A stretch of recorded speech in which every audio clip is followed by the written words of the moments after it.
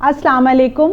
आज हम एक कॉमन सी टर्म पे बात करेंगे जो हमारी कम्युनिटी में मशहूर है जी, अठरा और मलाश की बीमारी। अठरा की बीमारी ख़वातीन कहती हैं जी हमें है, और हमारा जो हमल है वो पहले 3 महीनों में इससे ज़ाया हो जाता है। तो शुरू के जो 3 महीने होते हैं, जिसको फर्स्ट ट्राइमेस्टर कहा जाता है, इसमें हमल ज़ाया होने की बहुत सी वजूहात हैं, जिसके अंदर क्रोमोसोमल एबनॉर्मेलिटीज़ आ जाती हैं। फिर इसके अंदर जो है वो बिलाइटेड ओवम आ जाता है कि जिसमें थैली तो बन रही है लेकिन बीच में फीटल पोल नहीं है।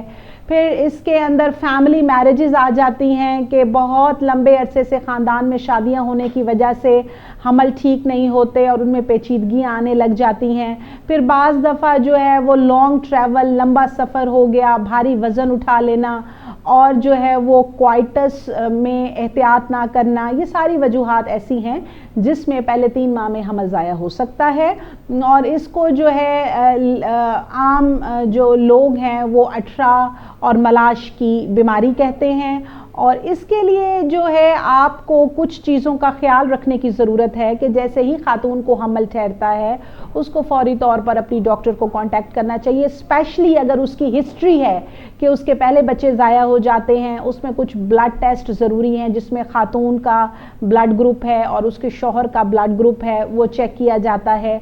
फिर बच्चे के लिए जो है वो फॉलिक एसिड की टैबलेट, जिससे तमाम लोग तकरीबन वाकिफ़ हैं, उस गोली का इस्तेमाल जो है वो फौरी तौर पर शुरू कर दिया जाए।